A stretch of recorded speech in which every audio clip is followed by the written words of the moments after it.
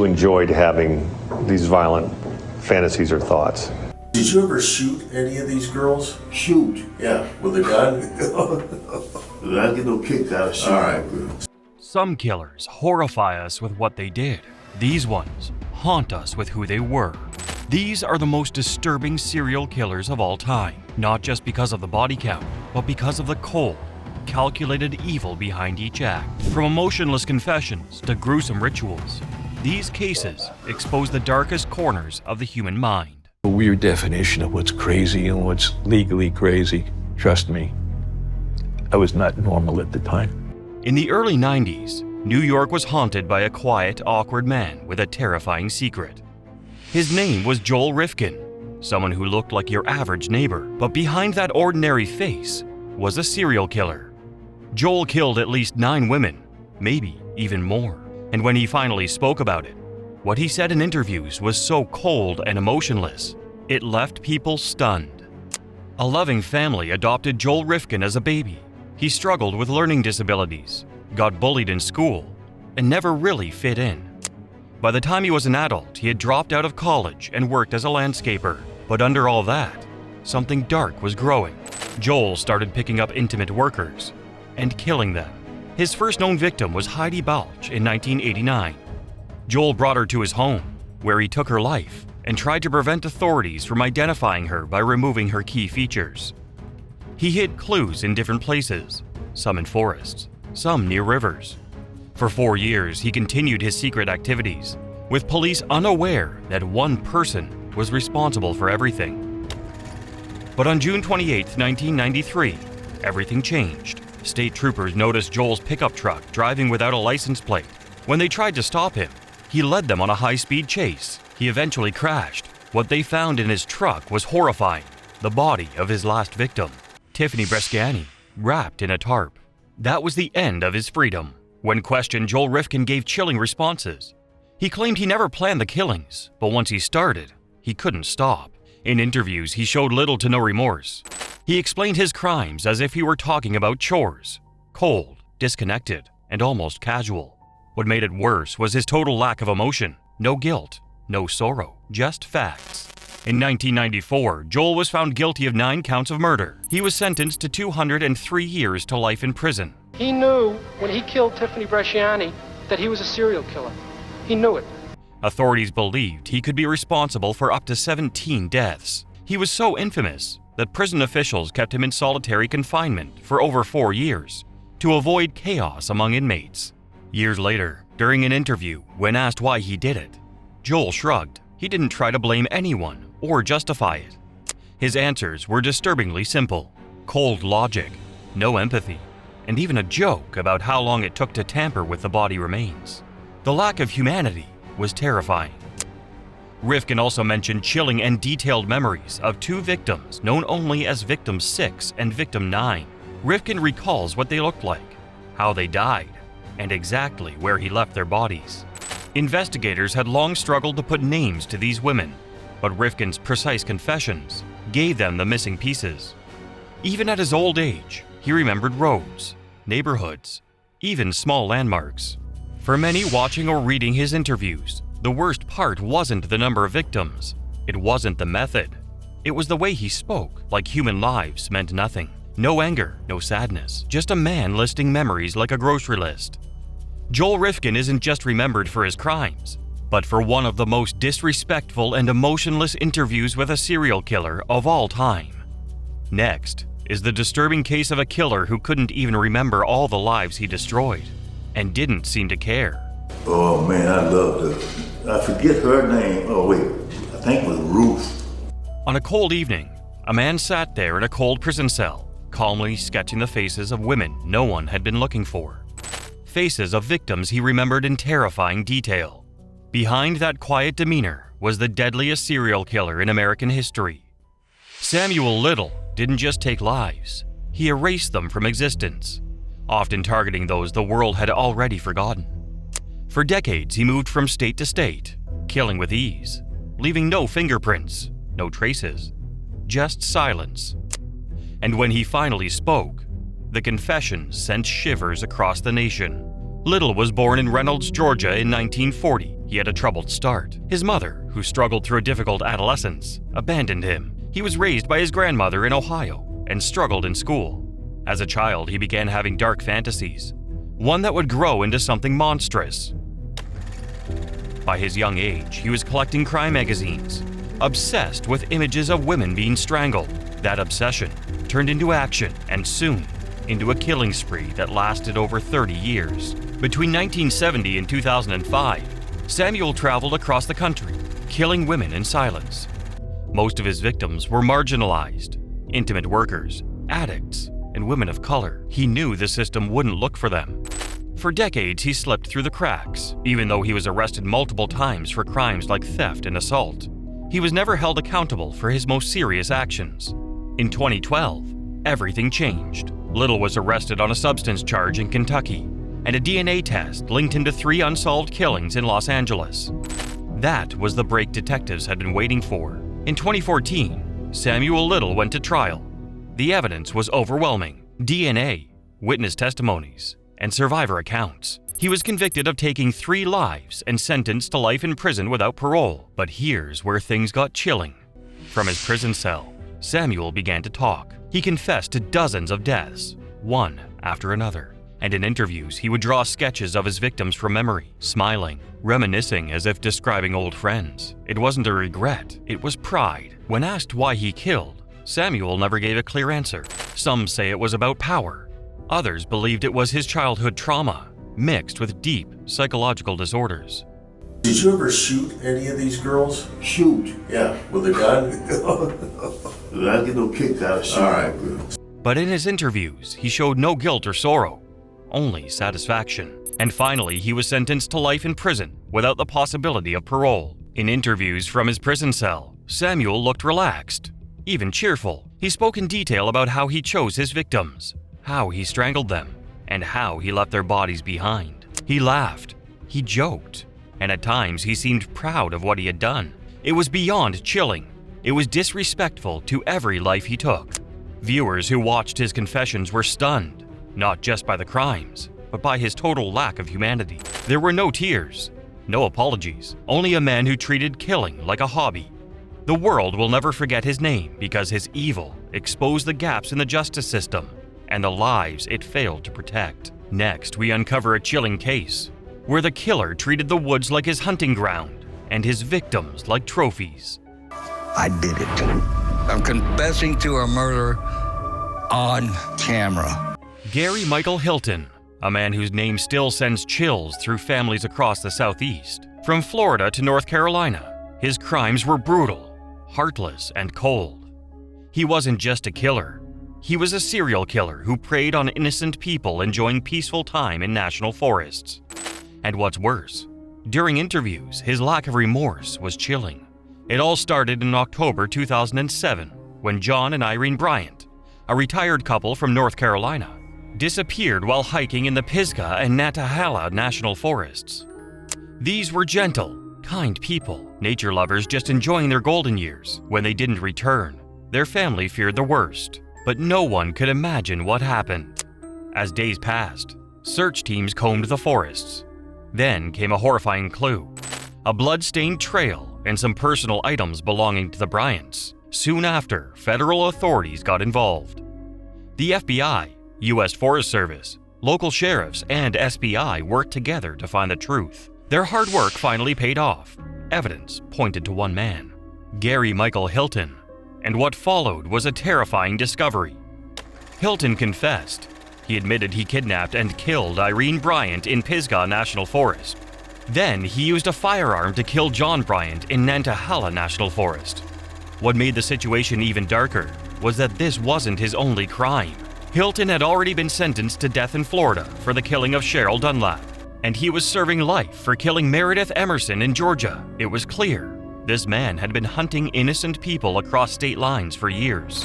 Hilton's motive was as disturbing as his actions. He targeted hikers and campers, often older victims, and killed them for money. She almost swept my hands. She damn sure did. I lost control of both of them, both the knife and the bat. Robbery was just part of it. He stole from his victims after ending their lives in the most violent way possible. Before the interview began, Gary Michael Hilton warned, be prepared for a whole different breed of cat. Throughout the conversation, he showed no guilt, only cold, sometimes sarcastic responses, as he calmly admitted to killing all his victims, leaving investigators sickened. After 17 years of silence, he confessed to the 2007 murder and dismemberment of Cheryl Dunlap, saying it's time, and citing his declining health. A former Army vet and survivalist, Hilton also admitted to murdering John and Irene Bryant in North Carolina and Meredith Emerson in Georgia, victims he stalked in national forests. Though he denied being a psychopath, he admitted, "I have part of a sociopath in me." Journalist David Scott called him one of the most maniacal killers he had ever encountered. In March 2012, Hilton pleaded guilty to the murder of John and Irene Bryant. At his sentencing in U.S. District Court, he received 4 life sentences without the possibility of parole, plus an additional 15 years for robbery. The judge made sure his federal sentence would be served after the death and life sentences he was already serving in Florida and Georgia. This ensured that Hilton would never walk free again. But even behind bars, Hilton's behavior was shocking. In interviews, he showed no emotion, no apology, no sign of humanity. He often refused to answer, and when he did, he acted like it was a burden, like the lives he took meant nothing. Law enforcement officials called his interviews some of the most disrespectful they'd ever experienced. Families of the victims were heartbroken. They came to court with photos of their loved ones, clutching onto the last pieces of their memories. But what hurt the most was Hilton's lack of remorse. No tears, no regret, just a monster hiding behind calm words and an empty stare. Our next case dives into the twisted mind of a man who smirks at his victim's pain, even during a confession. I think these families of these women, they need... This is over. They need That's it. justice. Mark Reeby was once just another face in a Florida prison. Convicted for the brutal 1988 killing of a mother named Donna Callahan, he was sentenced to life. But what shocked everyone came just a year later. He started confessing to killing 12 more women. Then, just as suddenly, he took it all back. This back-and-forth game of confession and denial left families devastated and confused. Investigators believed Reeby might be one of the most dangerous serial killers in America. But without solid proof for the other cases, justice seemed out of reach. Police had suspected Reeby long before his confession. Donna Callahan was taken from her workplace in Gulf Breeze, Florida, and never made it home. Reeby's half-brother, Alex Wells, eventually broke down and told investigators what happened. He said he and Reeby kidnapped Donna. Reeby strangled her in the back seat of their car while Donna begged for the life of her little one on the way. They buried her in a shallow grave just 350 yards from Reeby's childhood home. Years later, journalist Piers Morgan sat face-to-face with Reeby in an interview that would soon turn explosive. Piers directly accused him of hiding the truth. He told Reeby he believed he killed those 12 women and that the families deserved answers. But Reeby wasn't having it. He ripped off his mic and stormed out, snapping, "You're wrong. We're done. So why confess, then recant?" Reeby claimed he made a deal with a special agent named Haley to protect his son while in prison. He said Haley promised something in return, but never delivered. He insisted the information he gave was fed to him, and that none of it was true. But not everyone bought that story. Haley, the agent, said Reeby revealed details only the real killer would know. To this point platform, did you abduct and kill Pamela Ray? Despite the lack of convictions for the other 12 women, police still believe he's behind all those killings. During the interview, Reeby tried to paint a very different picture of himself. He claimed he respected women and would never harm one, but the evidence and his own past words told a different story. Piers kept pushing. "Answer me like a man," he said. Reeby snapped. "I don't believe in putting hands on a woman," he said before walking out. For the families, the pain never ends. They're still waiting for justice, still waiting for the truth. And when someone plays games with life and death, confessing, then denying, it's not just disrespectful, it's cruel. Our next case exposes a man who weaponized trust and manipulated heartbreak, all while putting on a mask of innocence. It says they're searching for random videos. Is there any specific things to that? Nothing specific. Is that right? Yeah. He seemed like just another lonely man looking for love online, but behind the soft voice and unassuming demeanor was a calculated predator. Stephen Port, nicknamed the Grinder Killer, didn't just hide behind the charm, he weaponized it. What followed was a chilling series of substance use, assaults, and killings so methodical it left even seasoned detectives shaken. In June 2014, 23-year-old Anthony Walgate was found dead outside an apartment building in Barking, London.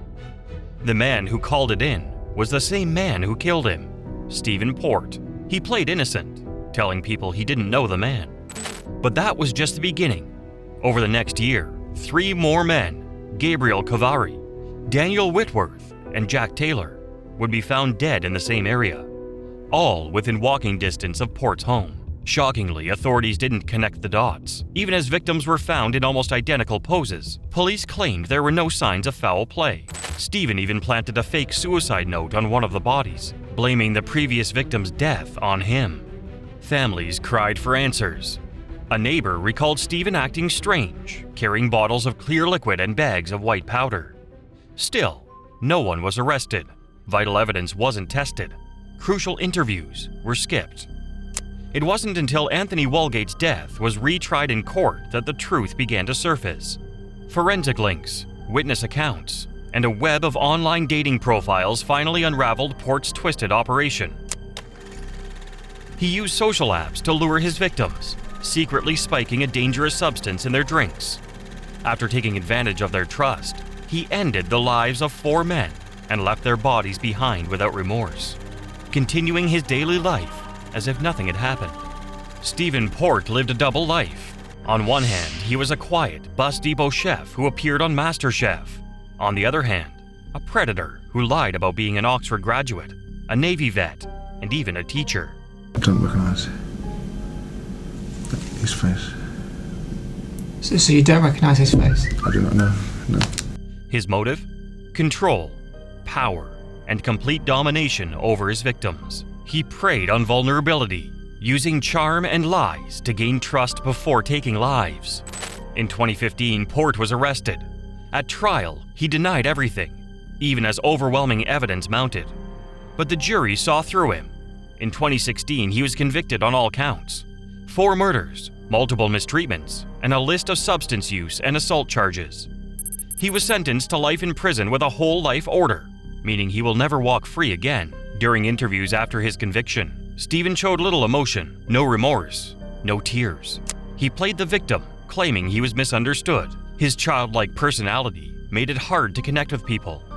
When asked about the men he killed, he deflected. He smiled, he shrugged, he dodged questions. His behavior disgusted everyone.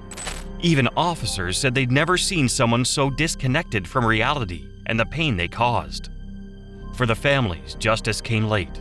They'd begged police to investigate deeper, but were ignored until it was too late. A mother cried as she described her son's laugh. A father broke down, explaining how he knew the suicide note wasn't his boy. And for every unanswered call, every ignored clue, the pain still lingers. Stephen Port wasn't just a killer. He was a manipulator who nearly got away with it. One night, one motive, one lifeless stare. Gray Ray Bowles made sure no one could stop him and showed no remorse once it was done. I don't know, I felt all right, you know. There's not really a way to describe it, you know, it's just, I guess, relief. Gary Ray Bowles, known for the brutal killing spree of multiple women in the 1980s, was convicted of 2 killings. He was sentenced to death, but died in prison before his execution. In the mid-90s, a man known as the I-95 Killer was on a silent rampage. His name, Gary Ray Bowles, a serial killer who targeted and killed 6 men across 6 different states in just 8 months. But what truly shocked people wasn't just the mercilessness of the killing. It was the shocking, disrespectful things he said during interviews that followed his arrest.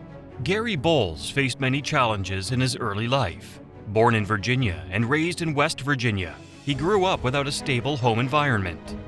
His father passed away before he was born, and his stepfather was abusive. By the age of 13, Gary had experienced enough hardship that he ran away from home.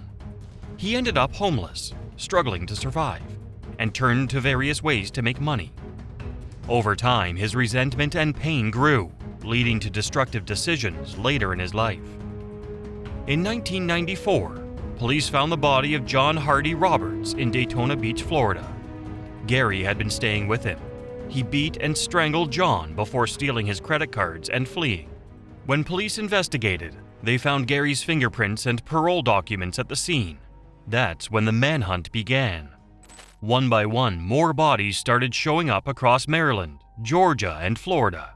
Each case pointed back to Bowles.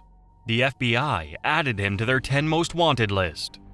Finally, on November 22, 1994, Gary Ray Bowles was arrested in Jacksonville Beach, Florida. His final victim was Walter J. Hinton, a man Gary killed by dropping a 40-pound stone on his head and then stuffing a towel down his throat. After being captured, Bowles confessed to all 6 killings. In his interview with police, Gary Bowles made troubling statements, expressing anger and blaming certain individuals for his struggles. He claimed that his life had been negatively impacted by a difficult personal experience and felt that this justified his actions. His reasoning revealed deep feelings of resentment, and he showed no remorse for his actions. In 1996, Gary pleaded guilty to Hinton's murder and was sentenced to death. He later admitted to killing the others as well. At first, the Florida Supreme Court reversed one of his death sentences due to prejudicial comments during the trial, but in 1999, he was resentenced to death. When questioned about his crimes, Gary Ray Bowles spoke with a flat, emotionless tone, describing the killings like they were errands. His cold demeanor offered a disturbing window into his mindset. During interviews, he explained how he lured victims under the guise of companionship before launching brutal attacks.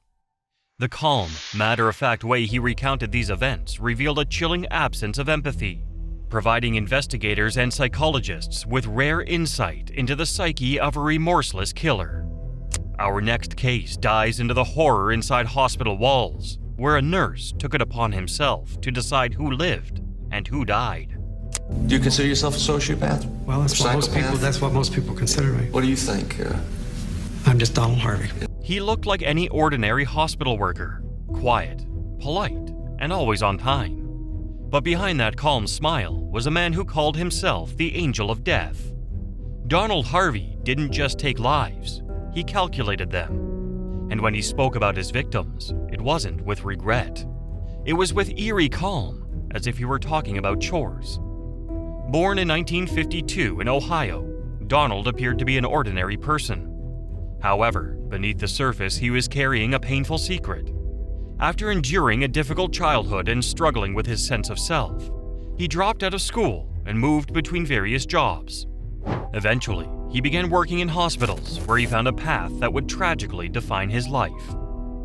Harvey said he killed to ease suffering, but that was just the beginning. He used arsenic, cyanide, insulin, suffocation, even coat hangers, and did things that sounded more like horror movie plots than real life. His victims were mostly elderly cardiac patients, but he didn't stop there. He poisoned his boyfriend's father, and even his neighbors. For nearly 17 years, nobody suspected a thing, until one day in 1987, doctors found cyanide in a patient named John Powell. When police questioned Harvey, he confessed, but only to one killing at first. That changed quickly. His court-appointed lawyer knew they needed to act fast to avoid the death penalty, so Harvey made a deal. He confessed to everything if they took execution off the table.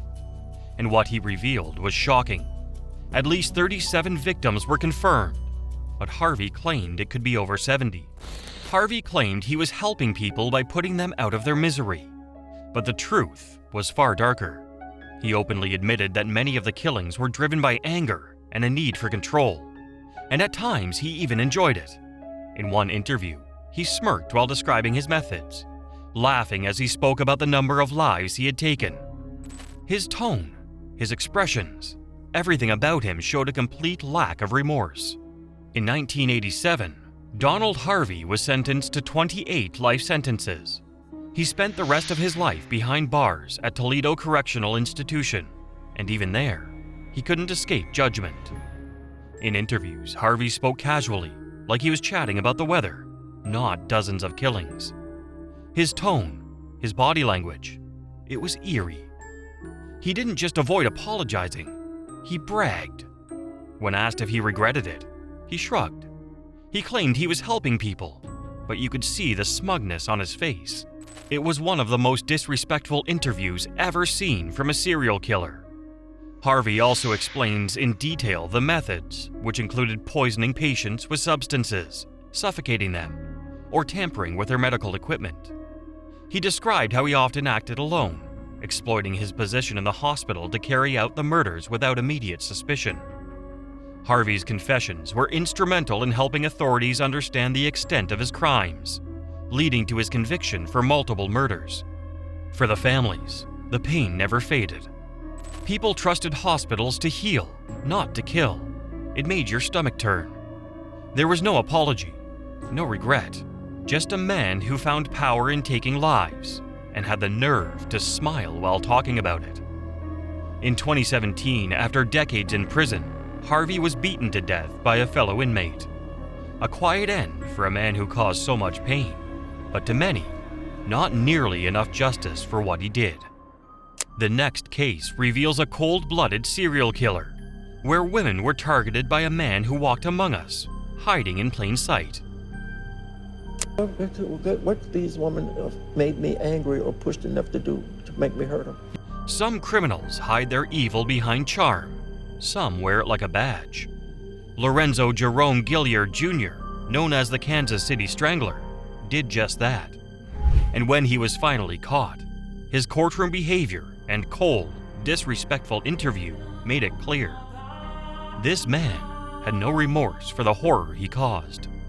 Born in 1950, Gilliard seemed like any ordinary boy growing up in Missouri. But beneath the surface, there was something dark. As a teen, he bullied smaller kids, skipped school, and failed to show any respect for rules. By the time he was young, he had a wife, a child, and a record. His early crimes involved assault and mistreatment, but again and again, he slipped through the system. Charges were dropped, witnesses changed stories, he apologized and walked free. But the horror didn't stop. Between 1977 and 1993, women started disappearing in Kansas City. Most were young, vulnerable, and many were intimate workers. Their bodies would later be found strangled, assaulted, and left like trash. For years, the cases went cold. No solid leads. No clear suspect. That changed in 2001. With new DNA technology, police revisited old cases. And what they found shocked them. A blood sample taken from Gilliard back in 1987 was a match for multiple killings. In 2004, Gilliard was finally arrested and charged with 12 counts of murder. He acted calm, cold, unshaken. Even as the evidence stacked against him, DNA, patterns, timelines, he denied everything. In court, prosecutors revealed how all his victims were strangled, left barefoot, assaulted, and dumped in isolated places. Still, Gilliard showed no emotion. His motive? It was never clear. Was it power? Control? Hate? Maybe he thought no one would care about the women he targeted. But what made it worse was his complete disrespect towards the victims, their families, and even the justice system. He was convicted of 6 murders and sentenced to life in prison with no parole. You've never met her, you said? I never met her. I don't know. I just truly don't know. In interviews, he refused to admit guilt. He acted smug, smirking at questions. When asked about the DNA evidence, he shrugged it off. Not once did he apologize. Not once did he express regret. Even when asked about his victims, Gilliard coldly claimed, "I don't know anything about them." When questioned about his attorney, he lied, saying he didn't know who that was either. Eventually, mid-interview, he abruptly stood up and walked out, ending the conversation saying, "Have a good day, thank you." Gilliard looked the camera dead in the eye and claimed he was innocent. When pressed further, he smirked and said, "People want to believe what they want. I'm just living." Imagine hearing that if you were a mother, a sister, or a daughter of one of his victims. The pain, the disrespect, it's chilling. Gilliard didn't just kill, he erased lives and then acted like he didn't care. Lorenzo Gilliard was condemned not only for the cruelty of his crimes, but for the heartless, arrogant way he responded after being caught. Our next case is straight from a nightmare, where a man kidnapped, mistreated, and killed his victims in unspeakable ways. In Kansas City, Missouri, during the mid-1980s, a quiet man named Robert Berdella appeared to live a normal life. He owned a local shop and was seen by many as a helpful neighbor. But beneath the surface, he was hiding a terrifying secret. Known later as the Kansas City Butcher and the Collector, Berdella was leading a double life that shocked the entire community. What made Berdella so disturbing wasn't just what he did, it was how carefully he hid it. He targeted young men, lured them into his home, and kept them there against their will. His house on 4315 Charlotte Street became the center of a chilling story. While neighbors went about their daily lives, something unimaginable was happening just next door. The truth came to light in 1988 when a man named Chris Bryson managed to escape from Berdella's house. He ran for help, and soon the police arrived. Inside the home, investigators uncovered a mountain of evidence that left them stunned. Journals, photographs, and physical evidence told a story that Berdella had kept hidden for years. When questioned, Berdella spoke without emotion. He talked about his actions as if they were everyday events. He even admitted that his inspiration came from a fictional movie character. His calm explanations made the case even more chilling for investigators. When asked about why he did what he did, Berdella said it was about power and control. He wasn't after money or revenge. His actions came from a deep desire to dominate others, which he believed gave him a sense of importance. He had modeled his behavior after a disturbing film, blurring the lines between fiction and reality in the worst way. Instead of going to trial, Berdella chose to plead guilty. He was sentenced to life in prison without the chance of parole. He never expressed any remorse or gave apologies to the victims' families. He remained cold and distant until the very end. The media has so biased my case, portraying me as being non-human. Even in prison, Berdella avoided taking full responsibility. During interviews, he often acted dismissive and even blamed the media for exaggerating his actions. He refused to acknowledge the impact he had on so many lives, which only deepened the pain for the families affected. Robert called himself a sensitive citizen who just made mistakes, claiming the media made him out to be a villain. At his flea market booth, Bob's Bizarre Bazaar, he sold oddities, antiques, occult books, and even displayed skulls. During Kansas City's Final Four weekend, he placed 4 skulls in the window with a sign, "The Final Four." He later scoffed at media rumors that he made the jewelry from his victims' bones, saying, "That's not true."